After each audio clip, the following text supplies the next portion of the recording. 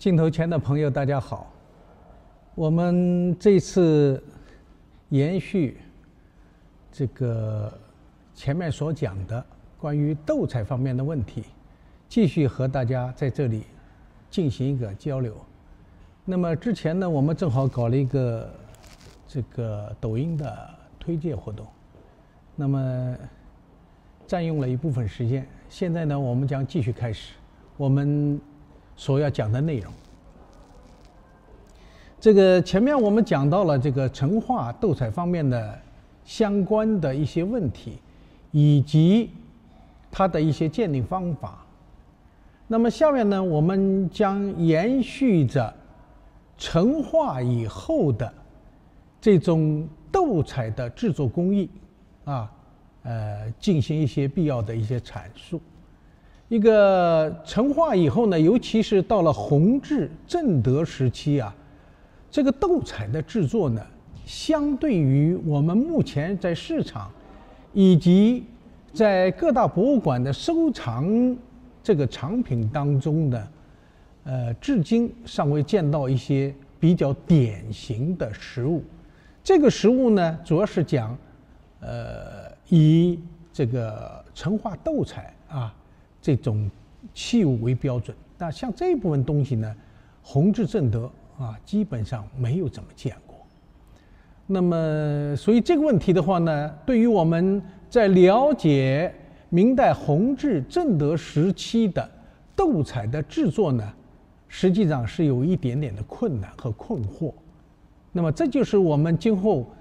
在我们研究，或者是在我们在市场各个方面是不是能发现这一类的东西，那么有待于我们去搜索、去观察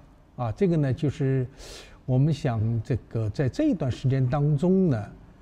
需要我们在镜头前面和大家要特别强调的这个希望我们去关注它尤其注意底下落大明弘治年制、大明正德年制或者是正德年制的这一路的东西有没有斗彩的这个提醒大家呢要关注一下，这是一个问题。另外一个的问题呢，就是根据明史当中的记载呢，因为弘治3年11月甲辰停工艺，罢内官烧造瓷器，这可能呢是因为弘治皇帝减烧景德镇瓷器有关系，因为这是弘治3年就有这方面的要求。那么据大明会典当中呢，它当中也有个就是记录，讲到了弘治15年奏准光禄寺岁用瓶灌缸，自本年为止，以烧完者谢用，未完者量减1/3。这也是我们在这个文献当中呢看到了明代弘治年间他对这个瓷器的烧造呢，它和前面成化不一样，它是不断的在削减、在减量。那么到了公元1505年呢，又决定江西饶州府烧造瓷器，除各年起运外，18年以后，就是这个弘治18年以后暂停2年。这个呢也是有一个史料的记载。那么至于正德呢，他也是统计自弘治以来烧造未完者30余万器，也就是说这个当年要烧造的东西其实量是很大的。但是到了这个弘治帝驾崩以后，到了正德依然还有弘治时期未烧完的瓷器有30余万件，可想当时这个数量应该说还是不少的那么所谓的烧造未完者，可能是指一些比如说这个釉上彩器只烧造了这个白胎，没有加低温的一些半成品可能是指这些东西。那么这个东西呢，我曾经在这个上海有一个藏家手里边见到一个落大明成化弘治年制双圈款的， 6字2行双圈款，有这么一个碗，但是这个碗的这个外面呢，它画的是一个五彩的高视图。看碗，看这个它的这个底款的书款方式，这件东西啊，应该是明红制，确凿无疑，是官窑器，但唯上面的这个画的这个五彩高饰啊，却不是那个时代的，而应该是康熙，所以我们就可以理解了。康熙时期啊，这个宫廷曾经使用过很多成化、弘治时期啊那个白胎的、没有加色的啊，我们叫素器啊，上面加彩，有这种情况，甚至也有珐琅彩在永乐的天白釉上加彩的，有这种先例啊。所以这个呢，也是我们讲这个所谓的烧造未完者啊，他这个在史料上可能主要强调的是这一部分。这是我们讲弘治时期，由于他这个弘治帝一再的削减这个内官烧造瓷器，所以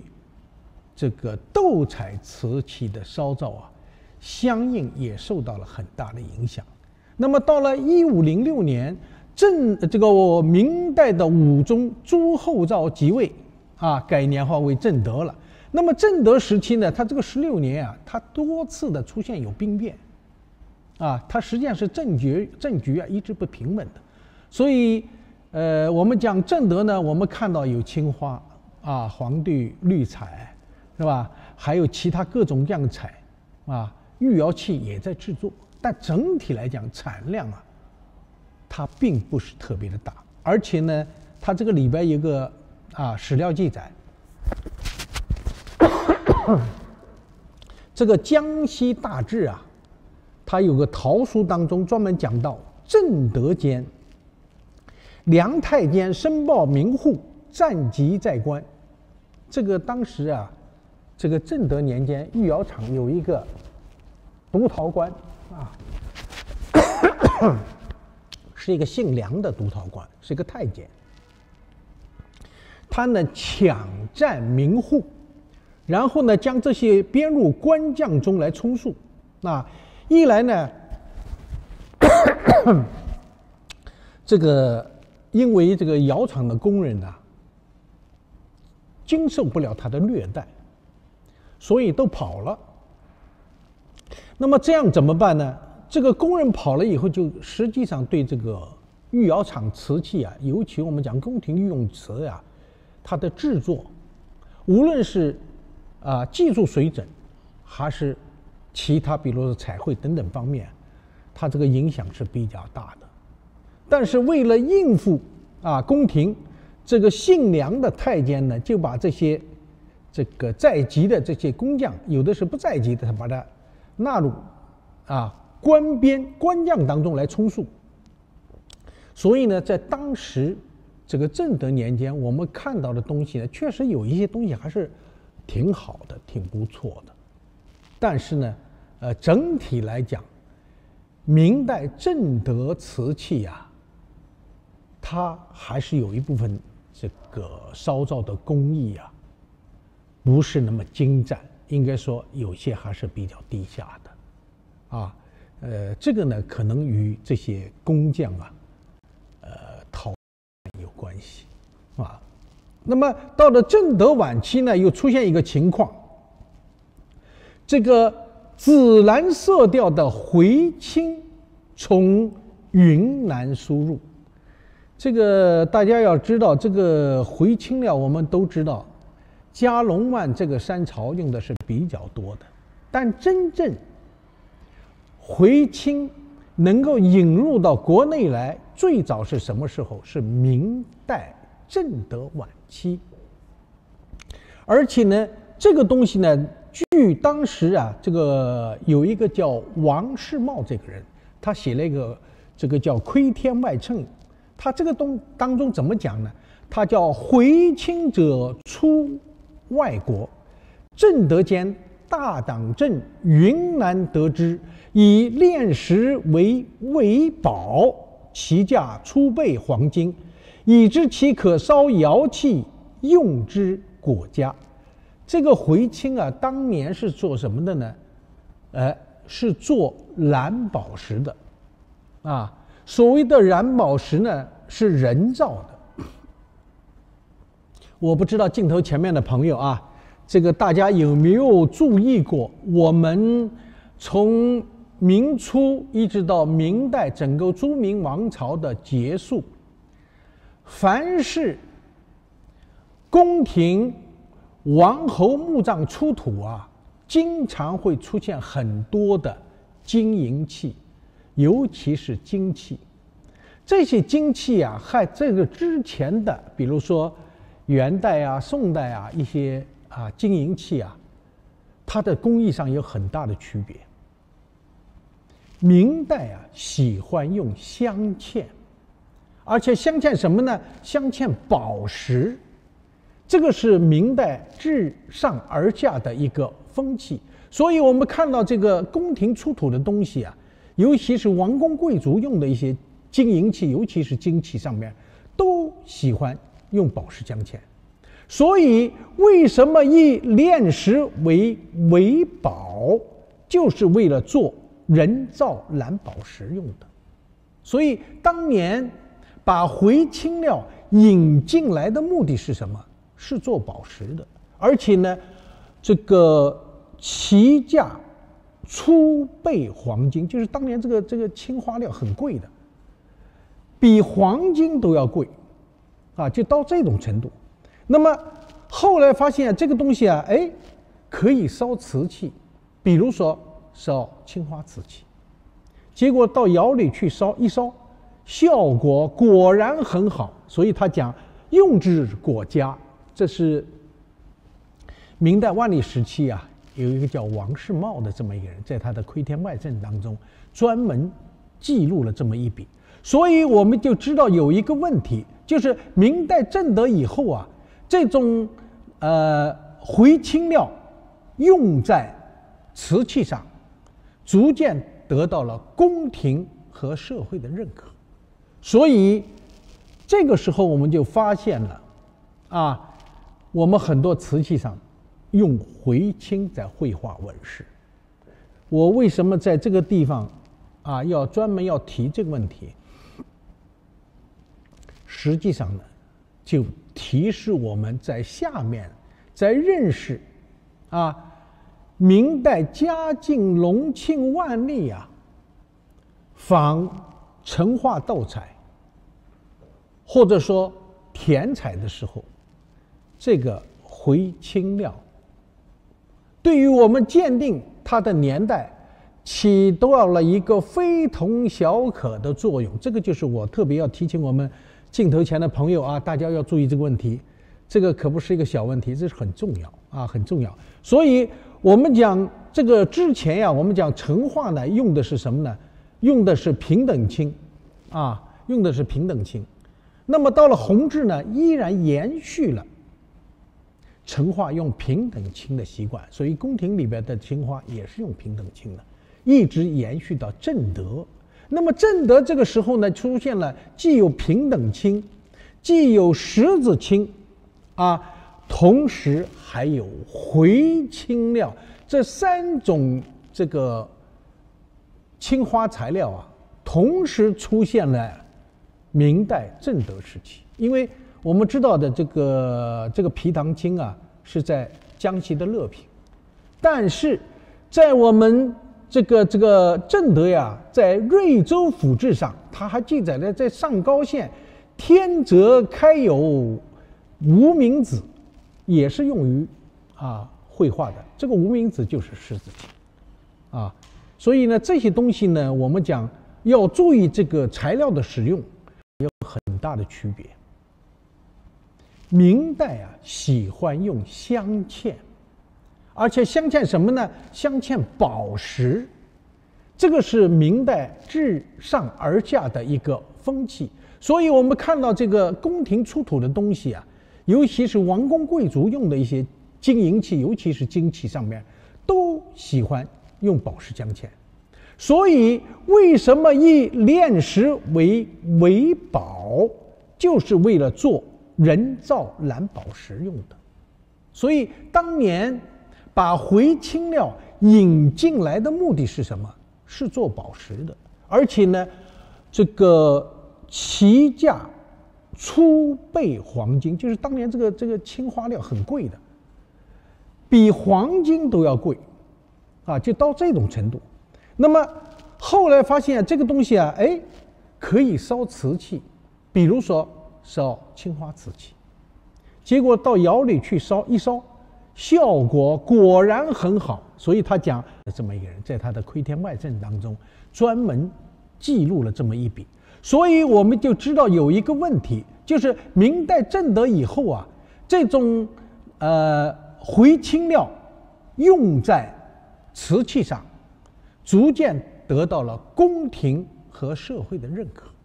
所以这个时候我们就发现了啊，我们很多瓷器上用回青在绘画纹饰。我为什么在这个地方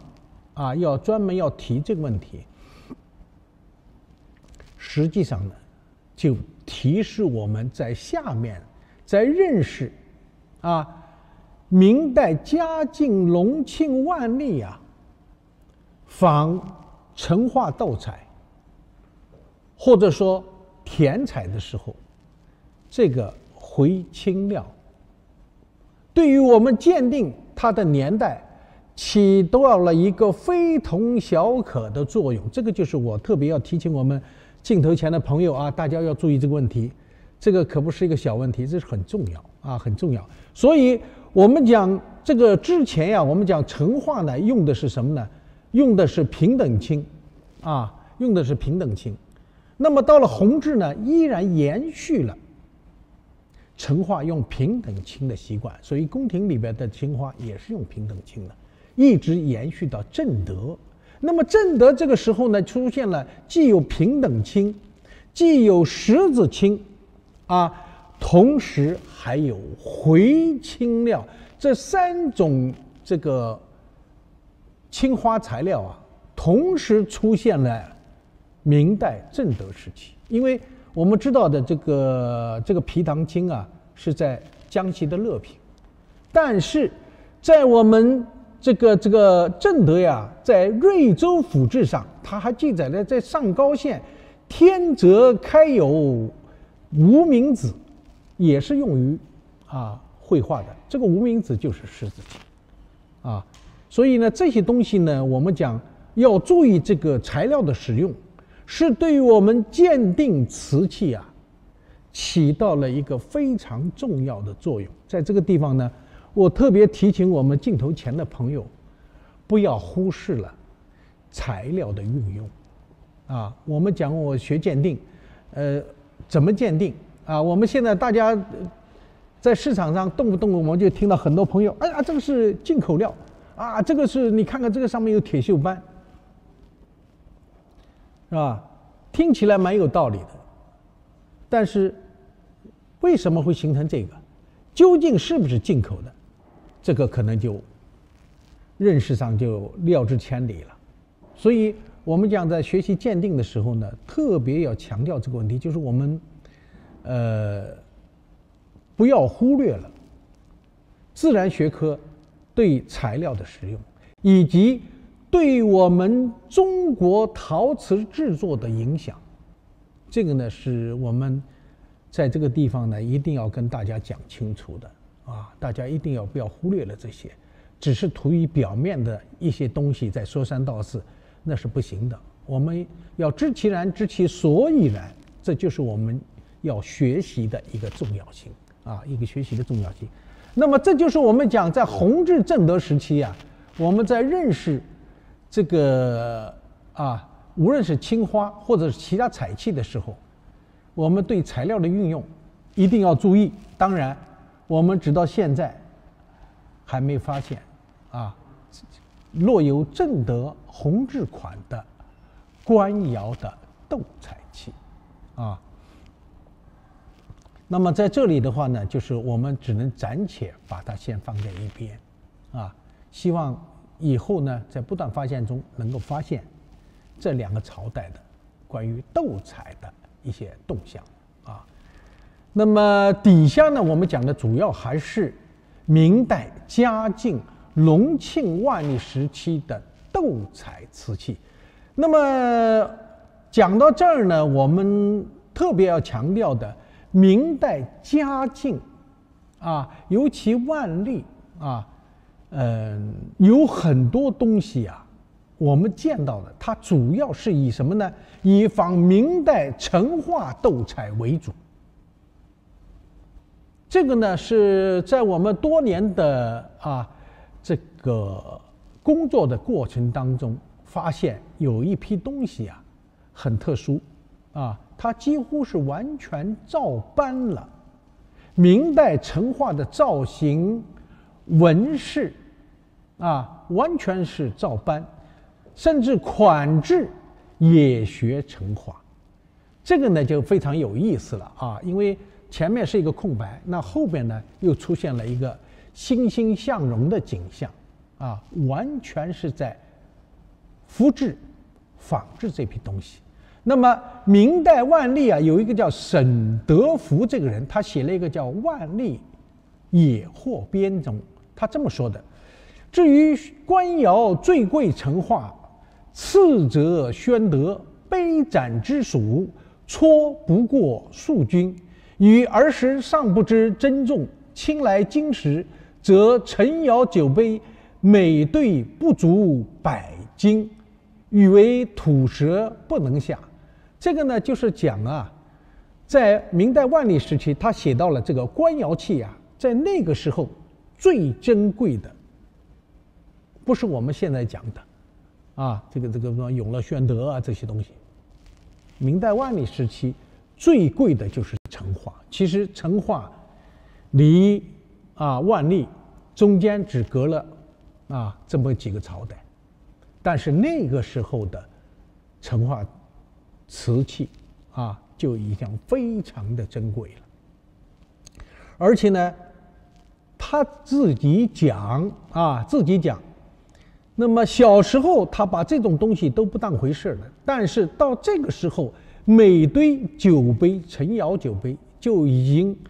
将近100斤了，所以对当时人来讲的话，这个数字已经是非常高的数字了，是吧？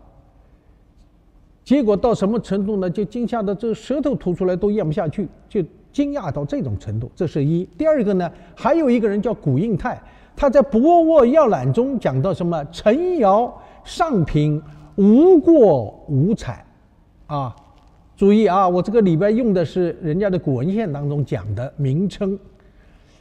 无过五彩，葡萄撇口扁肚把杯，或教宣杯妙胜这个请大家注意，这个时候人的对成化斗彩的评价他讲的所谓的五彩，就是我们现在讲的成化斗彩而且他专门举到了葡萄撇口扁肚把杯，就是我们讲的葡萄高足杯那么这个里边呢，五彩宣妙不如仙妙这个所谓的宣妙就是讲的宣德宣宗宣妙，不如显宗显妙宣窑五彩深厚堆垛，故不甚佳；而陈窑五彩用色浅淡，颇有画意。这个就是我们明代万历时期的人对成化斗彩的一个评价。请注意，这个里边没有斗彩一说，只有五彩这么一讲那么《明神宗实录》当中也讲，神宗时上10，御前有成化彩鸡缸杯1双，价值10万。神宗万历这个时候的鸡缸杯，所谓的鸡缸杯就是我们讲的斗彩鸡缸杯，一对鸡缸杯就价值10万，可想而知啊，成化斗彩在当时已经是非常令人瞩目了。究其原因，主要是迎合国内的部分人，这个部分人当然不是一般的人，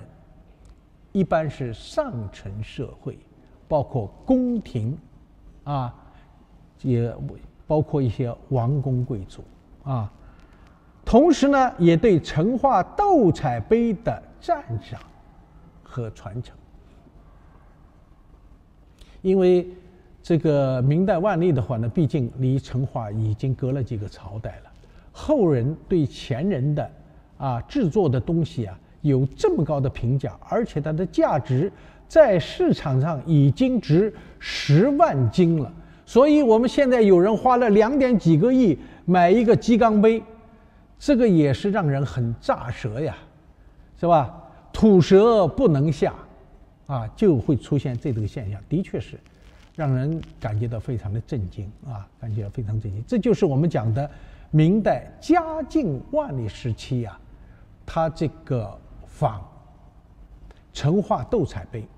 它就是这样做的。那么明代嘉靖仿成化斗彩器它主要仿成化的什么器型呢？什么纹饰呢？比如说斗彩凌云，就是灵芝和云的蝶，这个是斗彩当中有的。斗彩英系杯、斗彩菊花杯、缠枝花卉盘，这些成化都有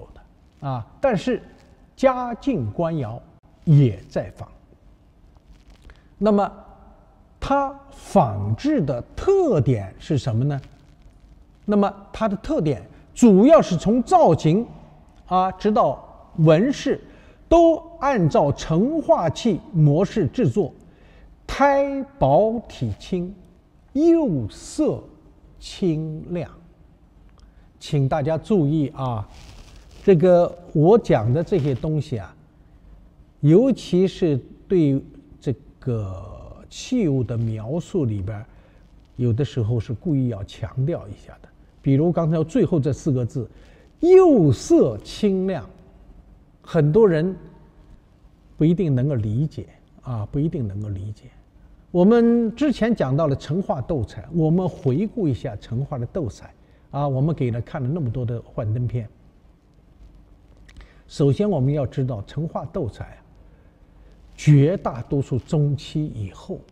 才形成了那么一个风格，这是第一。第二个，成化斗彩几乎都是双勾线，勾出轮廓以后加以填彩的。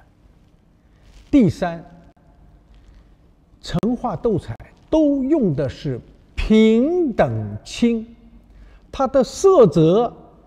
淡雅。第四，成化斗彩所有的器物基本上都是小器。第五，成化斗彩杯的釉色几乎不是那种乳白色的，都是微微的偏青这是第五。第六，用手抚摸有一种油腻的滋润感。第七，几乎都是用双方框写大明成化年制，这些都是我们在对成化斗彩这个器物的时候，这个几点是必须要知道的。如果这些都不烂熟于心的话，那看别的东西就有困难。那么我在这个地方又专门提到了这个嘉靖窑，它这个特点除了我们讲造型完全仿制，还有8个字要特别注意，就是胎薄体轻，釉色清亮。刚才我讲了，成化的彩